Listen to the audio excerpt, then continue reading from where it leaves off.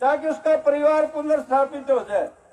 और ये इतनी जबरदस्ती कर रहे हैं, जहां जहां भी जमीन किसी मुद्दे पे आरक्षित की जाती है, अधिग्रहण की जाती है, नौकरी तक के प्रावधान है। आज तक किसी एक ने भी, सेंटर सरकार के अधिकारी ने यहाँ क्या ना, और आप भी चूक कर रहे हैं। 80 गांवों में को लाइन आनी है यार, 150 किलोमीटर है। किसी गांव के 50 किसान है, किसी के 10 किसान है, किसी के 150 होंगे। यह सारी किसानों की संख्या 80 गांवों में जोड़ जाए 10,000 नहीं बनती। और जब पानीपत की रिफाइनरी की ताकत दुगनी हो है तो वहां इसका अर्थ है कर्मचारी भी दुगने होने चाहिए। और दुगने कर्मचारी होने का अर्थ है कम से कम 80 गांव के उन किसानों के बेटा बेटियों को तो प्रेफरेंस दी जानी चाहिए। बहुत सारे मुद्दे हैं, अपन उठाने पड़ेंगे। मेरे साथी सुरेश को ठीक कह रहे थे, कुछ समय पहला किसान ने इस बात का बेरा नहीं था कि हो रहा है, अब थोड़ा सा बेरा पटिया। एक तो हमारे में पढ़े लिखे नौजवान अच्छी संख्या में आ गए, और दूसरे जमीन कह अपने देसी भाषा में बुजुर्ग कह जामी लगी। पहला इसकी कीमत ने कोई नहीं परखे करता, और न्यू भी कह करते आप धरती तो माँ है भाई, और माँ की भी कोई कीमत हो ही करे। माँ की तो कीमत हो ही नहीं सकती, उससे पवित्र इस धरती पर कोई जीव है ही नहीं। माँ के बराबर कोई नहीं है, उसकी क्या कीमत। लेकिन अब न्यू बेरा पट गया, माँ के हम बच्चे थे, उसके हड्डों में से आने वाला दूध हमने पी लिया, और भी जरूरत है। अब इस धरती की कीमत इसलिए महंगा की कोई कीमत नहीं होती कि इससे देश का विकास होगा।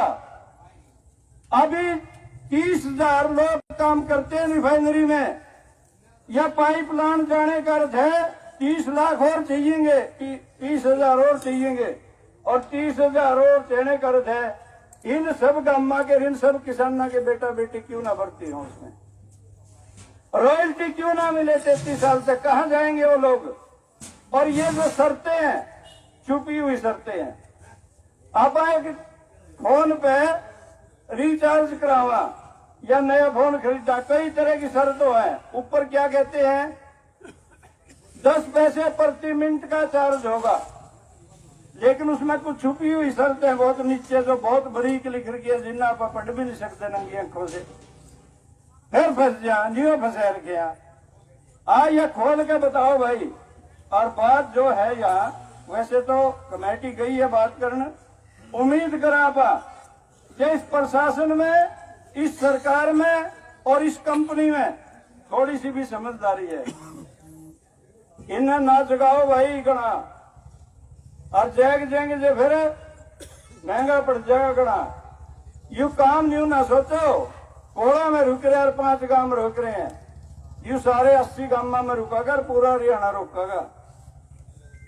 पूरे पैचअप कर लो और इनके साथ बात करके इन्हें संतुष्ट कर दो। जे हमारे किसान संतुष्ट हैं तो हम संतुष्ट हैं। माँ बाप कब संतुष्ट होता है, जिसके बेटा बेटी खुश हो।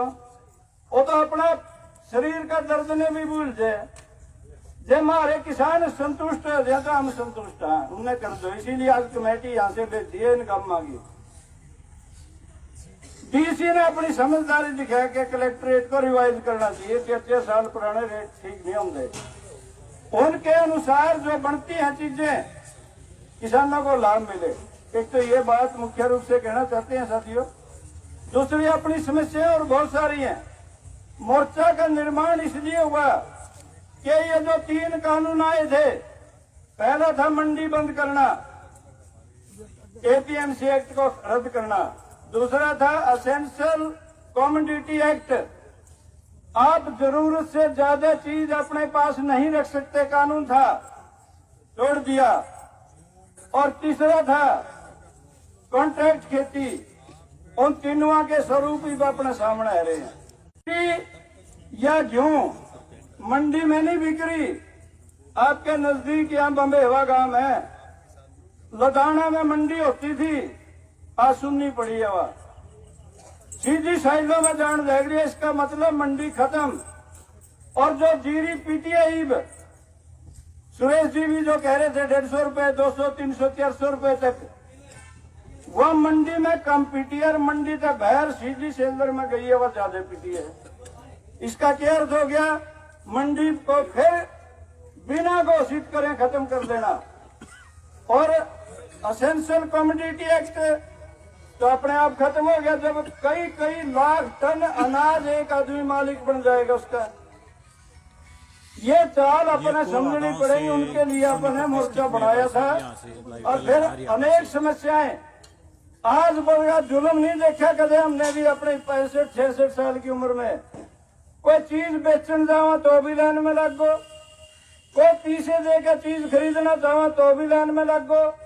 और हमारी माँ बहन बेटी तक भी 4 बजे उठकर एक खाद का कट्टा लेने खातर लाइन में लग गए।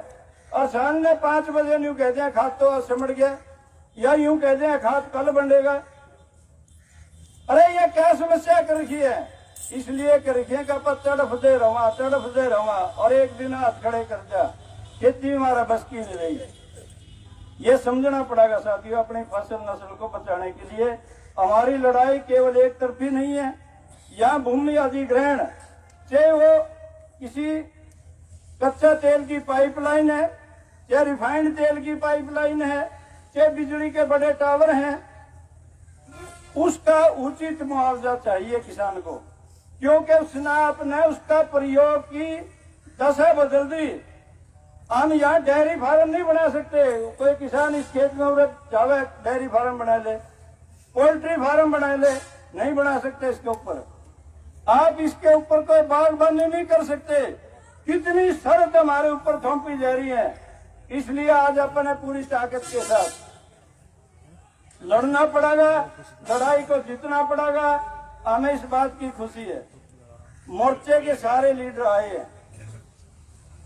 मोदी में से, मुखिया में से कोई नहीं आ पाया तो उन्हें प्रतिनिधि भेजे हैं। और दूसरी खुशी इस बात की है, केवल मोर्चे के नहीं, मोर्चे में शामिल नहीं है वो भी किसान के तो हमदर्द हैं, भले ही मोर्चा लगो, वो भी आए हैं। उनका भी हम बहुत दिल की गहराइयों से स्वागत करते हैं साथियों। जब हम इकट्ठा होते हैं और अपने बुजुर्ग यूं कह कर दे सामने कर है भूलिया ना मानो, आप ये उम्मीद करेंगे हमारे जो साथी कहीं न कहीं इधर उधर किन्हीं कारणों से उचित भी हो सकते हैं, अनुचित भी हो सकते हैं, मैं उस बात बहस में नहीं जाना चाहता, लेकिन और वापिस आ रहे हैं, ये स्वागत योग्य है। हम खुले दिल से उनका स्वागत करते हैं। फिर यहाँ के 5 गांव और विशेषकर कोड़ा गांव, क्योंकि केंद्र में है बातचीत के, इन सबके सदस्यों का जो इस आंदोलन में शामिल है उनका भी, और जो इस आंदोलन में शामिल नहीं है उनसे उम्मीद करते हुए आज नहीं तो कल इस आंदोलन में शामिल होंगे, उनका भी सबका बहुत आभार व्यक्त करते हैं। और विशेषकर हमारी बहनों ने जो दिलेरी के साथ शेरनी की तरह लड़ाई लड़ी है, उन सब बहनों का भी बहुत बहुत अखिल भारतीय किसान सभा की ओर से, संयुक्त किसान मोर्चे की ओर से आपका बहुत आभार व्यक्त करते हैं। और भविष्य में कभी भी कहीं भी, आज दूर दराज से लोग आए हैं, अपने ब्याह हुआ थे नंदा का लेकर दे, पहला थोड़ा सा रिवाज कम हो गया,